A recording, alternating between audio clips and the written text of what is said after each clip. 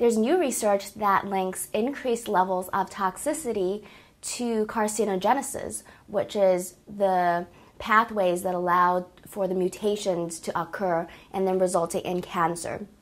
For example, radiation toxicity can cause DNA damage. Now, there are also some other forms of toxicity, such as what we can acquire from the environment, such as chemicals or biological toxins.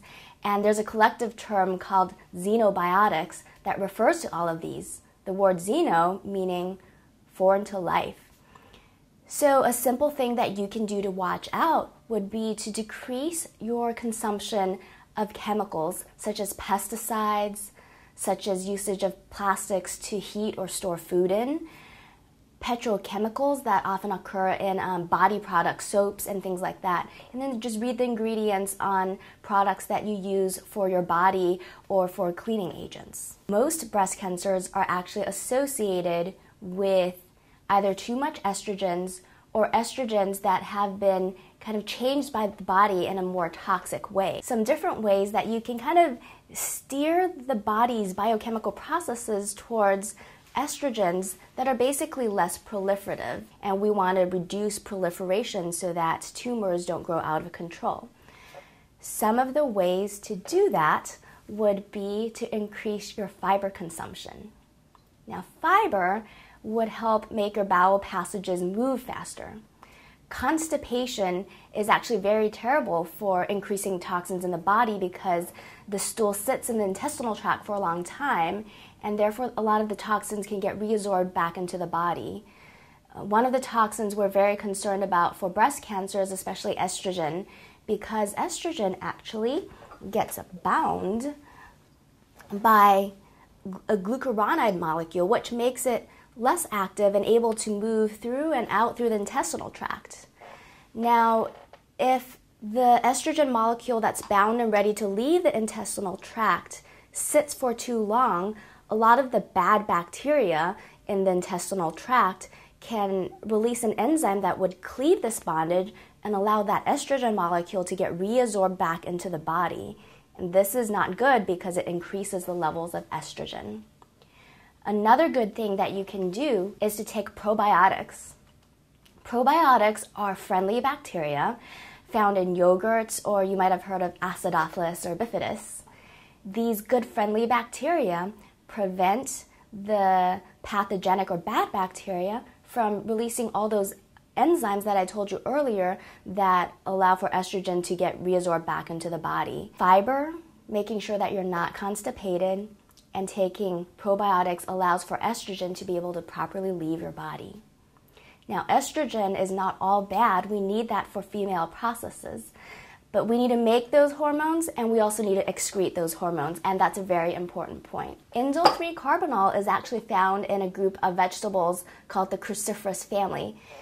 They're usually your broccolis, cabbages, and Brussels sprouts.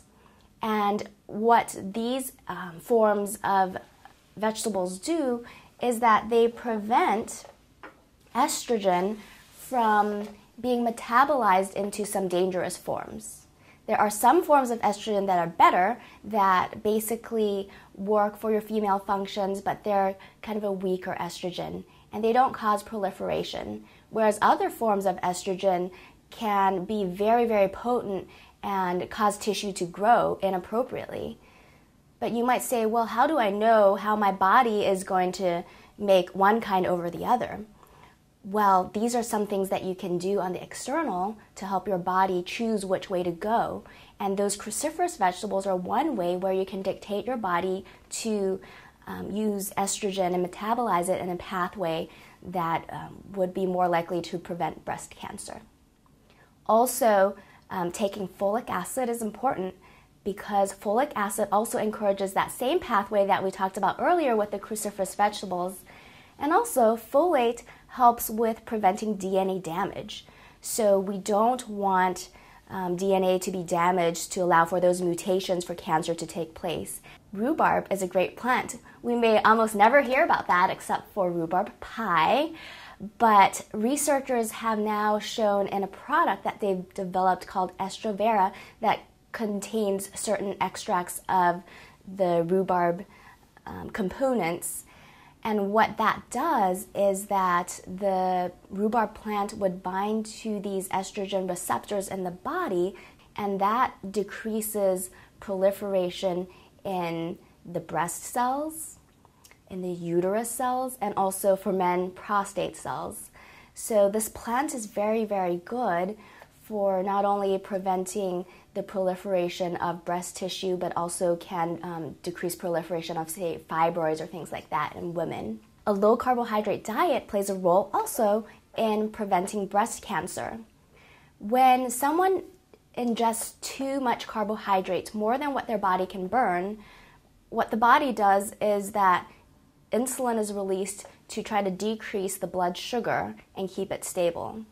However, insulin does have its negative effects when it's in too high quantities or secreted very frequently, and high insulin levels are often corresponded with the increased risk of breast cancer.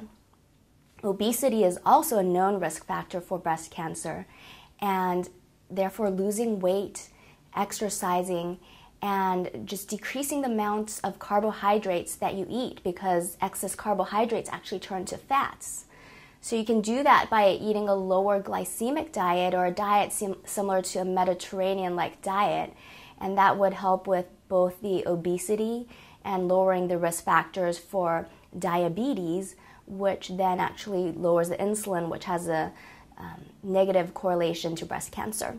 So use of a lot of hormones that are exogenous from an outside source, such as birth control pills, such as hormone replacement therapies, increase a lot of the more potent forms of estrogens, and thus would not be helpful towards preventing breast cancer because they increase levels of estrogens.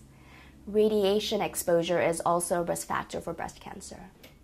Now, some protective factors for breast cancer include nursing a child, increasing your fruit and vegetable intake, and lastly, exercise, which really pumps the lymph fluid. If you would like to have more information about this, you can visit my website at www.emilynd.com.